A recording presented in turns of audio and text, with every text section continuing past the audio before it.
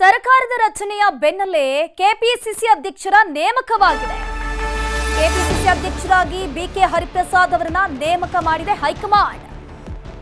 DK Shivakumar ಸ್ಥಾನಕ್ಕೆ BK Hariprasad ಅವರನ್ನ ನೇಮಕ ಮಾಡಲಾಗಿದೆ. ಇನ್ನು ಮುಂದೆ ಕೆಪಿಸಿಸಿ ಅಧ್ಯಕ್ಷರಾಗಿ ಬಿಕೆ ಹರಿಪ್ರಸಾದ್ ಅವರು ಇರಲಿದ್ದಾರೆ. ಇಷ್ಟು ವರ್ಷಗಳ ಕಾಲ ಡಿಕೆ ಶಿವಕುಮಾರ್ ಅವರು ಕೆಪಿಸಿಸಿ ಅಧ್ಯಕ್ಷ ಸ್ಥಾನವನ್ನ ಅಲಂಕರಿಸಿದ್ರು. ಈಗ ಎಐಸಿಸಿ ಕಾರ್ಯದರ್ಶಿ ಕೆಸಿ ವೇಣುಗೋಪಾಲ್ ಅವರು ಆದೇಶವನ್ನು ಹೊರಡಿಸಿದ್ದಾರೆ. ಇನ್ನು ಮುಂದೆ ಕೆಪಿಸಿಸಿ ಅಧ್ಯಕ್ಷ ಸ್ಥಾನ ಬಿಕೆ ಹರಿಪ್ರಸಾದ್ ಅವರದ್ದಾಗಲಿದೆ. ತಕ್ಷಣದಿಂದಲೇ ಜಾರಿಗೆ ಬರುವಂತೆ ನೇಮಕ ಮಾಡಿ ಆದೇಶವನ್ನ ಹೊರಡಿಸಲಾಗಿದೆ. ಸರ್ಕಾರ ರಚನೆಯ ಬೆನ್ನಲ್ಲೇ ಎಐಸಿಸಿಯಿಂದ ಅಧ್ಯಕ್ಷರ ಘೋಷಣೆ ಆಗಿರುವಂಥದ್ದು. ಆಗಷ್ಟೇ ಸಿಎಂ ಡಿಕೆ ಶಿವಕುಮಾರ್ ಅವರು ಹೇಳಿದ್ರು, ಯಾವಾಗ ಹೈಕಮಾಂಡ್ ಆರ್ಡರ್ ಕೊಡುತ್ತೋ ನಾನು ಅಧಿಕಾರವನ್ನು ಟ್ರಾನ್ಸ್ಫರ್ ಮಾಡ್ತೀನಿ ಅಂತ. ಬಿಕೆ ಹರಿಪ್ರಸಾದ್ ಅವರನ್ನ ಹೊಸ ಅಧ್ಯಕ್ಷರಾಗಿ ನಮ್ಮ ನಾಯಕರು ನೇಮಕ ಮಾಡಿದ್ದಾರೆ. ಅವರು ಯಾವಾಗ ಬೇಕು ಅಧಿಕಾರ ತೆಗೆದುಕೊಳ್ತಾರೋ ಅಂತ ಹೇಳ್ತಾರೋ. ಈಗ ನಾನು ಕೆಪಿಸಿಸಿಗೆ ಹೋಗ್ತಾ ಇದ್ದೀನಿ. ಅಲ್ಲಿ ಕಾರ್ಯಕರ್ತರು ನಮ್ಮ ಲೀಡರ್ಗಳೆಲ್ಲ ವೆಯ್ಟ್ ಮಾಡ್ತಾ ಇದ್ದಾರೆ, 5-6 ಗಂಟೆ ವೆಯ್ಟ್ ಮಾಡ್ತಾ ಇದ್ದಾರೆ.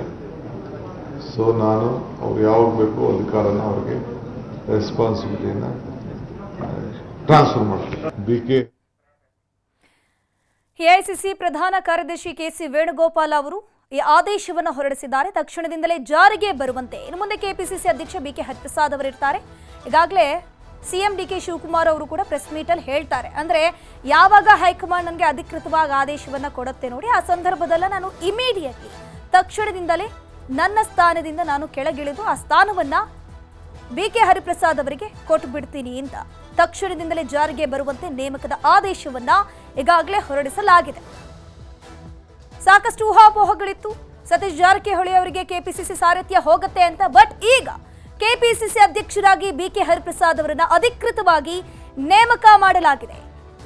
ಡಿಕೆ ಶಿವಕುಮಾರ್ ಸ್ಥಾನಕ್ಕೆ ಬಿಕೆ ಹರಿಪ್ರಸಾದ್ ಅವರನ್ನ ನೇಮಕ ಮಾಡಿರುವಂತದ್ದು. ಸುಮಾರು ವರ್ಷಗಳಿಂದ ಈ ಒಂದು ಅಧ್ಯಕ್ಷ ಸ್ಥಾನವನ್ನ ಡಿಕೆ ಶಿವಕುಮಾರ್ ಅವರು ತುಂಬಿದ್ರು.